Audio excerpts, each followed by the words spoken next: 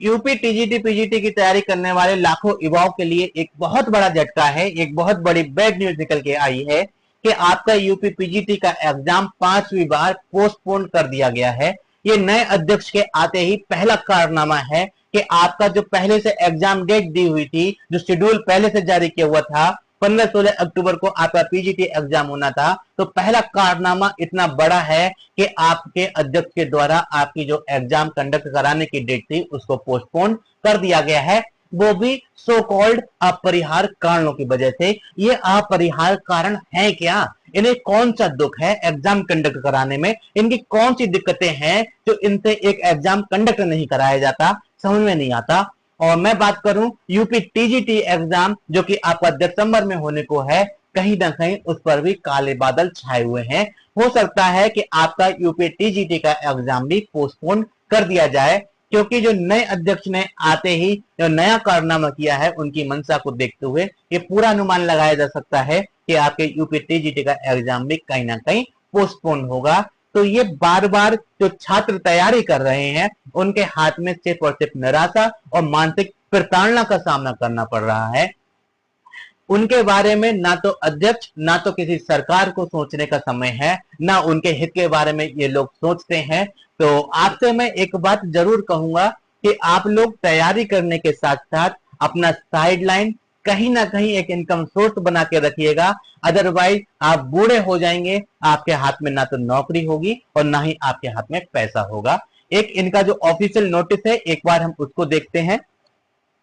So called अपरिहार्य कारण ये बहुत बड़ा है और बड़ा धब्बा लगा हुआ है आयोग के ऊपर। इस शब्द को बार बार इस्तेमाल करते हैं लेकिन इनको शर्म जरा भी नहीं आती है। एक तरह से ये पूरे बेशर्म हो चुके हैं।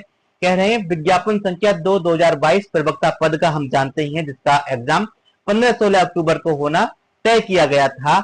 अब उसको नए अध्यक्ष के आते ही अपरिहार्य कारणों की वजह से स्थगित कर दिया गया है। परीक्षा तिथि की सूचना पृथक से दी जाएगी। ठीक है, तो याद रखिए आपको तैयारी करते जाना है।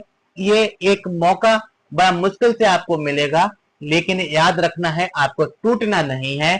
ये मन चाहे जितनी बार भी आपका एग्जाम स्थगित करा लें, एक बार तो यह एग्जाम कंडक्ट होगा, चाहे नया नोटिफिकेशन आकर ही एग्जाम कंडक्ट क्यों ना हो, पर आपको टूटना नहीं है। ये आप ऐसा मान के चलिए फर्स्ट एंड लास्ट टाइम के जैसे, क्योंकि इसके बाद जो भी आपके एग्जाम होंगे उसमें कहीं ना कहीं हर जगह प्री और मेंस होता होगा।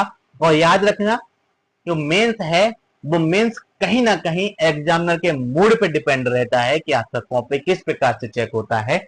मुझे समझ में नहीं आता कि हमारा डिस्क्रिप्टिव एग्जामिनेशन होल सिलेबस को कवर नहीं करता है, तो कौन सा शौक चढ़ा है मेंस कराने का, वो भी मुझे समझ में नहीं आता। एक ऑब्जेक्टिव क्वेश्चन ऐसे होते हैं जो आपके सिलेबस का मोस्टली एरिया कवर अप करते हैं। किसी एग्जाम में जब आप एमसीक्यूज देते हैं, इसका मतलब ये है कि वो जो सिलेबस आपने डिस्क्राइब किया है उसका अधिकतर पार्ट जो है उन एमसीक्यूज के माध्यम से कवर अप कर लिया जाता है। लेकिन वहीं अगर आपका एग्जाम डिस्क्रिप्टिव होता है तो डिस्क्रिप्टिव एग्जाम में आपका जो पूरा सिलेबस है उस सिलेबस का एक छोटा सा पार्ट ही कंडक्ट कराया जाता है एग्जाम के रूप में, क्वेश्चन के रूप में।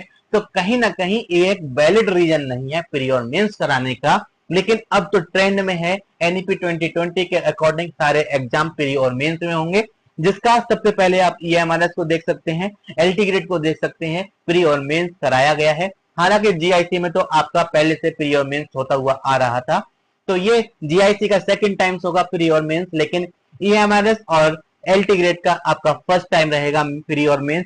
अगर मैं एनबीएस केवीएस और नेक्स्ट अगर यूपी टीजीटी पीजीटी आता है, जो कि एक बहुत बड़ा मजाक होगा, अगर मैं कहूं नई वैकेंसी आ रही है तो ये वाकई एक बहुत बड़ा मजाक होगा आपके लिए, क्योंकि जब आ जाए तभी मानना, जब एग्जाम हो जाए तभी आप मानना कि यूपी सरकार एक एग्जाम कंडक्ट कराने में सफल रही है। तो याद रखना ये आपका फर्स्ट और लास्ट चांस है। बाकी मैं तो ये कहूंगा कि आपको बस स्ट्रांग रहना है, मन बनाए रखना है। एक बार तो एग्जाम कंडक्ट होके रहेगा, उस समय के लिए तैयार करेंगे और उस समय का इंतजार करेंगे कि एक बार आपका एग्जाम कंडक्ट हो जाए। तो thank you, thanks for watching. आपसे बस इतनी सी ही उम्मीद है कि आप टूटेंगे नहीं और लगे रहेंगे, एक बार जोर तोड़ तरीके से फाइनली एक एग्जाम कंडक्ट कराने की डेट का इंतजार करते हुए एक best of the best result देने की कोशिश करेंगे। Thank you, thanks for watching, thanks a lot.